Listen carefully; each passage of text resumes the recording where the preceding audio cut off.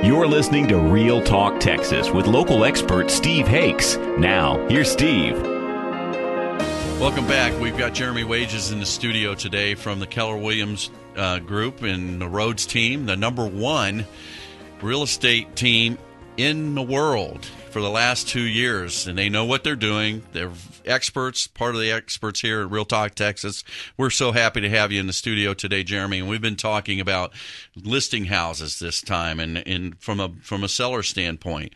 And we all know, we all been listening, that it's a hot market out there. You can sell your house very quickly if everything just is set up right. Jeremy's talked a little bit today about how they help make sure that the sellers understand and they have professionals from the Rhodes team or that you hire to come in and help stage the house. So when it first goes on the market, it gives its best foot forward. One of the things I wanted to talk about, because I asked Jeremy, I said, if these houses are selling as fast as they are, people can get kind of surprised, I think. In our office, we have a poster on the wall, and it's a bunch of moving vans, and it's all the transactions that surround our transaction. So our lending team really understands, that it's not just our client that needs that loan approved. It's the person that they're buying their house from that needs it approved so they can move, and the people that are buying their house so they can get out of it, and all those things. It's a real complex thing, and you got to really make sure you're ready to make those moves.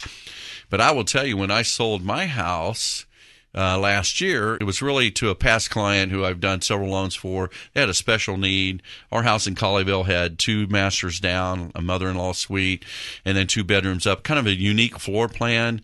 They couldn't find one like that because their father was moving back from the nursing home. He didn't like that. He was going to move in with them. And they were upset because they were going to have to move to another town, and their kids would have to change school districts. So Dana and I sold our house to them, and it was a contingent upon the sale of their house. So we were thinking in our mind, okay, it's May. We'll have probably 4 or 5 months before it sells. But we were in the middle of remodeling our house, and one of the things was that they said, stop remodeling. We'd love to remodel. And I didn't really hear what they said. I didn't add it all up. But when they listed their house, they had totally remodeled their house, and it was in beautiful, updated condition, and they had 3 contracts the day it was listed. My question is, what's the first thing you tell your clients about that transition, Jeremy? Several different things. One, what we're being very successful in right now, we're creating a very competitive multiple bidding scenario for people. And so we're able to pick out the absolute best offer. The other thing that we're telling people to do is you need to be thinking about, once we go on the market, where are you going to go next? How are you going to get there? We make sure that they have those steps in place to get them onto their next stage in life. Before you put it on the MLS and list it. Absolutely. We need to have an accurate game plan. Okay, so if they haven't been pre-qualified by a lender, and sometimes people are really surprised at what's on their credit report, that might have happened. And if they hadn't had their credit pulled in a few years, sometimes there can be a surprise on that. And as a seller, I highly recommend every listing that you have that those people call us and we do that piece for them. So they have that peace of mind knowing that, hey, I'm already pre-qualified. And we'll talk later about the difference between pre-qualified and pre-approved. We kind of had some laughs about that when we were prepping for the show. But there's a big difference there. We get somebody, they're ready to list their house. You refer them to a lender. Is that a typical practice of yours? Mm-hmm. Okay. So they get their self ready. So now they're ready. They pull the trigger and they put it on the marketplace, and you've got multiple bids. So how do these people evaluate those bids? Number one thing, like with anybody, money, right? Cash is king. So we got to look at the money. We got to look at the terms of the closing date. Does that fit within what the seller's wanting? But the interesting thing, Steve, is the contracts. It's more than just the sales price, and it's more than just the closing date. There's a lot of other tricks. There's a lot of loopholes in there. There's a lot of gotcha clauses within those contracts. So we kind of go through those different things. We want to help to put our client in the best possible scenario, to help them pick out a client that kind of minimizes some of those loopholes, and we want to help them out to where that buyer has some skin in the game. So we know that we're going to have them the entire way through. And the other most important thing too, though, once all those things are finalized, let's say if I have 2 or 3 offers, pretty comparable in price, we're going to be looking at what is the path of least resistance. And what that looks like, Steve, is we're looking at the houses. How are they able to buy it? Are you paying cash for a house? Or are you financing it? If you're financing it, as you know, there's several different loan types out there. There's VA loans, FHA loans, conventional loans. We also are going to be asking the questions, who is their lender? And let me tell you something, that is crucial. Really? You need to know who that lender is. As a listing agent, I want to make sure that we're dealing with a local guy that has, when I say skin in the game, because it's so very true. If you have a buyer and they're getting their mortgage loan from, let's say, a very large big bank, right? Large bank doesn't care if your loan closes on time. They're still going to be in business. We can hate them. We could pull our money out of their accounts and tell all of our friends about them. They don't care. They're still going to keep going forward, business as usual. They have absolutely no reason why to put our closing date as a priority. Whereas opposed to the local guy, the local lender such as yourself, he does have the skin in the game because he knows that other real estate agents are watching, title companies are watching, and those clients are watching, and that they know that once we get all that furniture loaded up in the moving van, that means that's some serious business. We need to know that loan's going to close on time. That poster on our wall actually has a sign in the middle of it that says, these people are watching us and watching you, the processors, the loan officers, the closers, the funders. I mean, there's a lot behind getting a loan, and it's more difficult today than it ever has been to go through that process.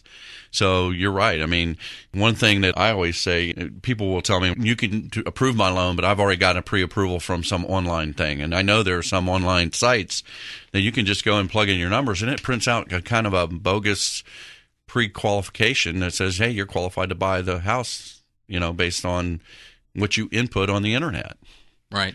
Like what I was sharing with you the other day, my background before I joined my family in real estate in 2010, I was a mortgage lender. I was just like you. And guess what? I worked for one of those large companies that had these really ridiculously low interest rates that they would advertise online.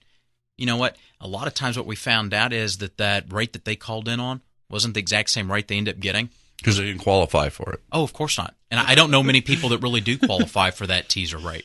Yeah, it's pretty amazing. And with technology and things like that, I mean, I understand why people would go through that process, but I will tell you that just like the Rhodes team at Affiliated Bank, my team, we pride ourselves in the communication with the clients, and our processors get to know these clients very well as the loan officer did, because they're directly communicating with them and expediting getting everything in.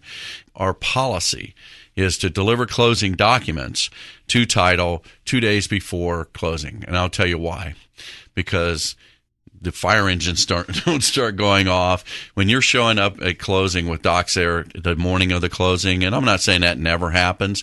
There may be things that out of our control that happen, that you have to get documents there the day of closing, but it's always a pressure cooker. And we try to make this a good experience for the customers, for you, the realtor, for the clients and the sellers, everybody. If they know the documents are there, everybody kind of takes a sigh of relief. I called an agent last week. We had a closing yesterday. I called him on Thursday, and I called the listing agent. Do you get called by the lender from the other side very often? It's very rare that I do. And a smart lender would call the listing agent. It's a general practice I have. I have on my clipboard, I have the closing dates and who the realtors are. And so I called the listing agent. I said, hi, this is Steve Hakes with Affiliated Bank. I'm the lender on this loan for blah, blah, blah street. And I heard this dead silence on the other end of the phone. It was like he was waiting for the bomb. And I said, I just want you to know documents are a title, and pleasure doing business with you. And, I'd like to meet you for coffee sometime. Mm-hmm. And it was amazing. He just let the biggest sigh of relief. He goes, oh, my God, you had my heart stopping for a second. But I think that's the way the business should be done. I think that should be best practices, and that's what we should do on a daily basis. And that's what makes this business fun, is putting people in houses that they can afford and that everybody's happy. You're right. It absolutely should be that way, but unfortunately it's not, because there's a lot of lenders out there that they see a closing date and they believe that that's their absolute time frame to be able to get it done. And let's say if you have a lengthy closing, a lot of lenders, and from my own personal experience being a lender myself in the past, in my other life, before I joined the dark side of real estate, was that, okay, if I got all this extra time, I can kick my feet up, no big deal. We can take care of more pressing issues. And it's so refreshing to hear that, and to have other lenders that realize that how important the closing time frame is on the purchase transaction. It means a tremendous amount to us. Well, if you're thinking about selling your house, or you're thinking about buying a house, pull out your cell phone right now.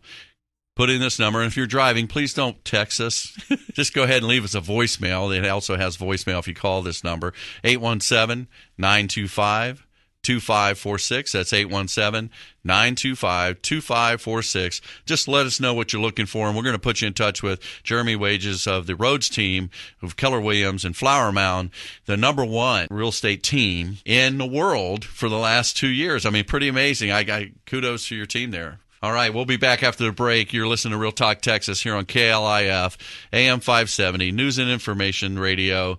Stay tuned. When we come back, we're going to talk more about the marketplace, what's happening, and we're going to talk about more tricks about how to list your house and be successful, get top dollar for your house.